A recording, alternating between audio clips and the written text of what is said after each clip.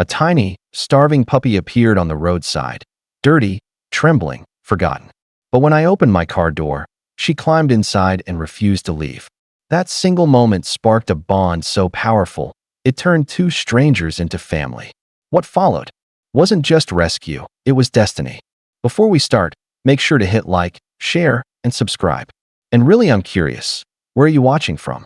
Drop your country name in the comments. I love seeing how far our stories travel. The day had started like any other. Warm sun spilling across the road, music playing softly as I drove through town. My thoughts wandered, lost in routine, until something caught my eye on the side of the street. A small shape moved near the curb, fragile and hesitant. As I slowed, I realized it wasn't just any stray. It was a tiny, dirt-covered puppy, ribs faintly showing beneath her rough fur. Her wide, pleading eyes locked on mine, filled with desperation. In that instant, the world seemed to pause. I didn't find her, she found me. And everything changed. I pulled over, unsure what I would even say or do. The little stray stood frozen for a moment, then took a trembling step toward me. Her paws were raw, her fur matted with dust, yet there was determination in her tiny frame. I opened the car door slowly, half expecting her to run away. Instead, she surprised me. Without hesitation, the puppy scrambled up, her nails clicking against the metal as she climbed inside. She plopped down on the passenger seat, panting, as though she had just finished the longest journey of her life. My jaw dropped. She wasn't asking, she was choosing. I reached out cautiously, but before my hand touched her, she let out a soft whimper and pressed her head against my arm. In that instant, it was clear. She wasn't leaving this car, and she wasn't leaving me. The car was silent except for the hum of the engine, yet somehow it felt alive with her presence. The puppy curled up on the seat as if it had always belonged to her. She let out a long sigh, her tiny body finally relaxing, and for the first time, I noticed how exhausted she truly was. When I glanced over, her eyes met mine, wide, innocent, and filled with a trust that felt undeserved. It wasn't the cautious stare of a stray used to rejection. It was something else, something deeper. Her gaze said, "You're mine now." I reached out, brushing a bit of dirt from her fur. Instead of flinching, she leaned closer, her little paw resting gently against my arm. The connection was undeniable. In that fragile moment, I realized she hadn't stumbled into my life by accident. She had chosen me. As I drove, doubt crept in. My life was already full, work deadlines, bills, routines I could barely keep together. I wasn't looking for responsibility, certainly not the kind that came with a fragile little life depending on me. Logic whispered that I should take her to a shelter, let someone better prepared step in. But every time I thought about pulling over, the puppy shifted closer, resting her head on my arm as though she knew what I was thinking. Her soft whimper cut through my excuses, silencing every rational argument.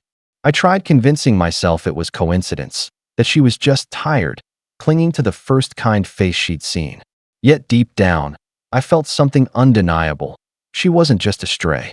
She had chosen her person, and she wasn't letting go. And slowly, against all logic, I realized neither was I. The road stretched ahead, but all I could focus on was the tiny heartbeat beside me. The puppy had curled into a ball on the seat, her head resting against the console as though it were the safest place in the world.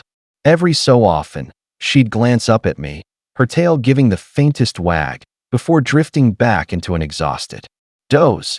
I reached over at a red light, brushing her fur gently, and she let out a sound somewhere between a sigh and a purr. It was such a small gesture, yet it filled the car with warmth. Each mile erased my hesitation.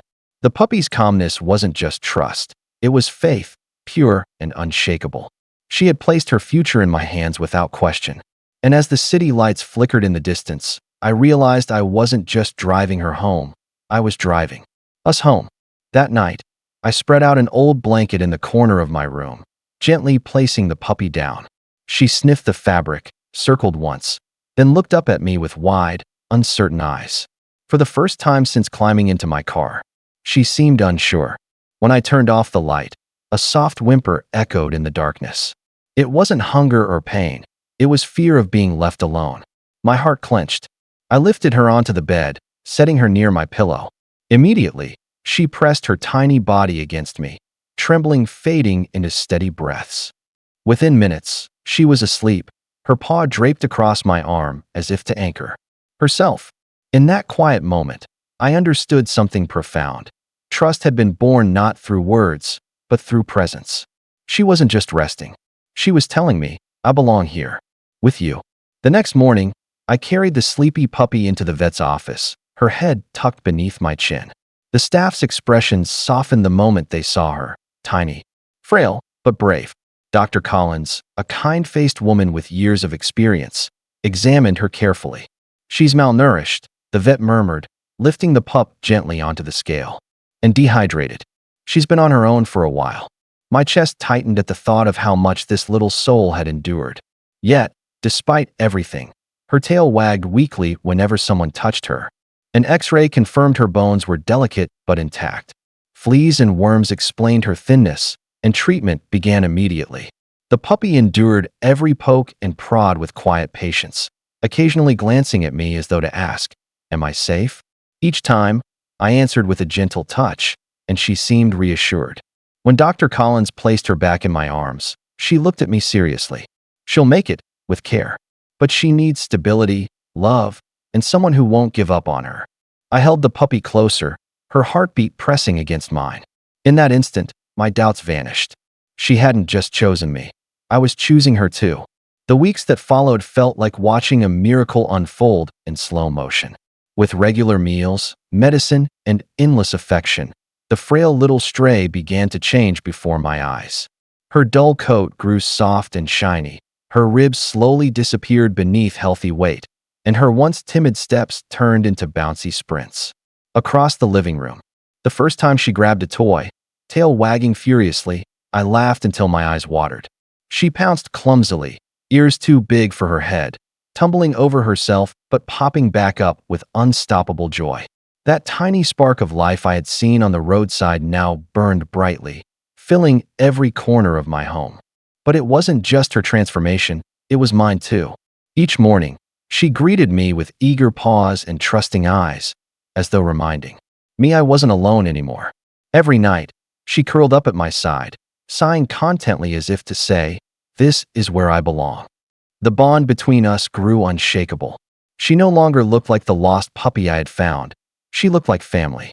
And with every wag of her tail, I understood more clearly. Saving her had saved me too. It wasn't long before I realized I couldn't picture life without her. Wherever I went, she followed, tiny paws pattering close behind, ears perked as if tuned to my every move. When I sat down to work, she curled at my feet. When I opened the door, she bounded forward, convinced every trip was an adventure we'd share together. At night, she no longer whimpered. Instead, she nestled against me, breathing in rhythm as though our hearts had learned the same beat. The once scared stray now wagged her tail at strangers, but her eyes always returned to me, certain I was home. Friends who visited smiled and said, "She's attached to you." But it wasn't attachment, it was something deeper. She hadn't just chosen me in that car. She reminded me every single day that fate had tied us together, and that bond could never be broken. Looking back, I often wonder what would have happened if I hadn't stopped that day, if I had simply driven past the trembling figure on the roadside. But fate had other plans. That tiny, desperate puppy climbed into my car and, in doing so, climbed into my life.